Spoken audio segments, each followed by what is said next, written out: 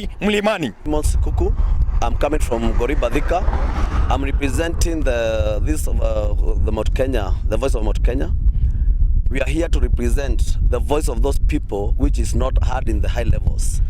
One, in Kiambu, as we are going, we are in a position where we are not going to be having anything to sell.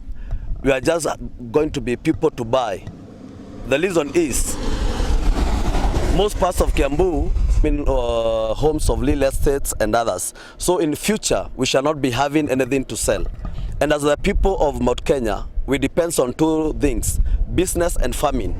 And you cannot do business if you have nothing to sell and buy. That is what we call trade. The other thing is about the living cost. Those people, when they discuss, because we have seen, as when the Kenya Kwanza, they were trying to get the votes, they were talking about the common mwananchi, the mama boga and others. But for now, there is, in the case the CAS, the PS, and the CS, we have not seen any person of the low levels being appointed. So when these people, they come there to agree on these things, when they talk about the IBC, we want to see a common mwananchi in the IBC body. We want to see a common mwananchi in the budget of economy, the trade, because when we don't have the common mwananchi representing the people in the highland, nothing will be discussed concerning the low people. True. In Ruto yesterday, a mother or a child lost a parent because of bursary. That it is because of the population is high than what we get. We want to fight until we get 1 shilling, 1 vote, 1 man. That is what we are fighting across. And we are not going to be silenced by anyone until the people of Mountain sees what is theirs. That is all about our target. Our deputy president is walking around saying he represents the people of Mt.Kenya. But still, when we look at the businesses, you cannot be representing the people of Mt.Kenya and see the businesses of the people of Mt.Kenya, they are being affected at your watch. You have to, if you mean I'm representing the people of Mt.Kenya, can you fight for what they benefit in? That is what we call leadership, fighting for your people. My name is Waiganjo Anthony Mbogo, member of the Voice of the Mountain.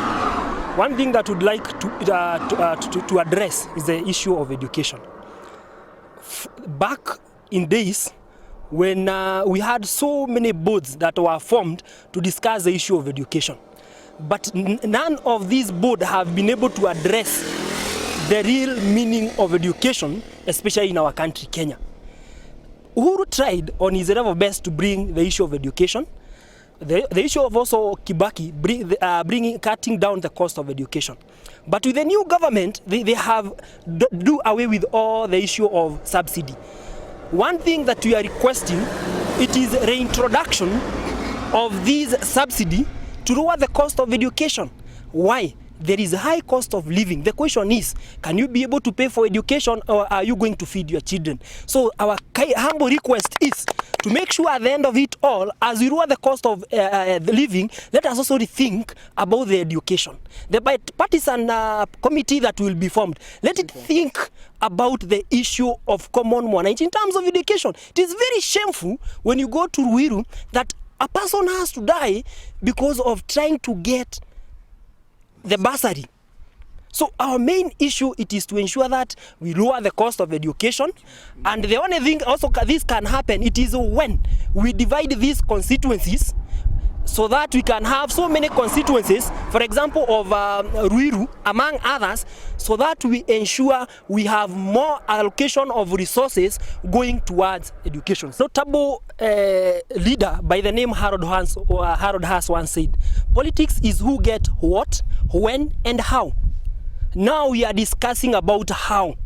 When we are going there, it is the issue of the Kenya Kwanza and the issue of the Azimio. What they want.